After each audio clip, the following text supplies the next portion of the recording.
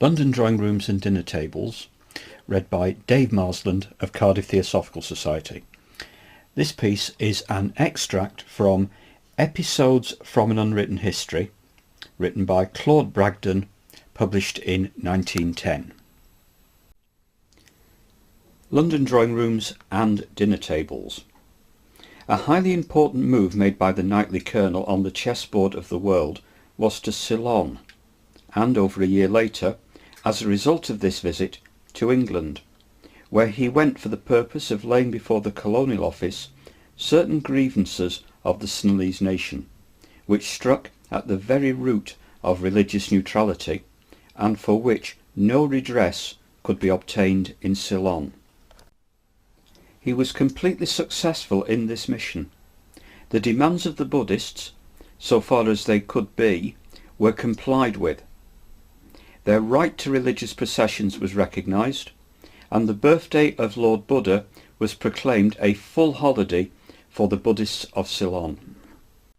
This business having been satisfactorily dispatched, he occupied himself with spreading a knowledge of Theosophy, not alone from the platform, but in London drawing rooms and at London dinner tables. At the house of Mrs. Campbell Pride in Talbot Square, he explained the principles and scheme of the society to as brilliant a party of literary notables as London could bring together.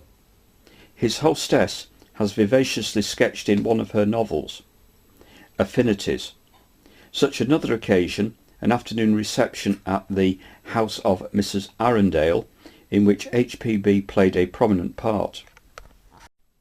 At Mrs. Tennant's he met Sir Edwin Arnold, whom he describes as a portly man with a large nose and mouth, thick lips, more of a worldly than a cloistral look, and wearing a black skullcap. Arnold asked him to lunch at his house and presented him with some pages of the original manuscript of The Light of Asia, now in the Agile Library. At Mrs. Bloomfield Moore's, Mr. Sinnett and the Colonel met and talked Theosophy with Browning, which is interesting because so much of Browning's poetry is saturated with a theosophy all his own, different from the ancient wisdom only in terminology, not in content.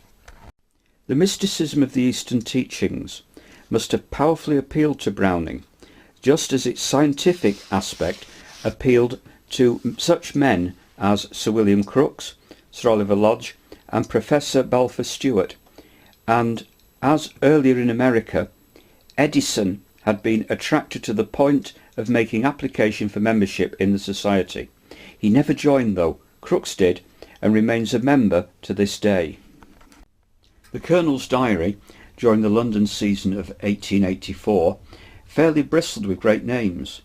In old diary leaves he tells us, Earl Russell had me up to Oxford for a night, and Lord Borthwick, FTS, to his place in Scotland for a fortnight.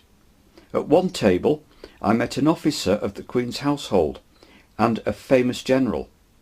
At another, one of the greatest of modern painters. Everywhere the theme of talk was Theosophy.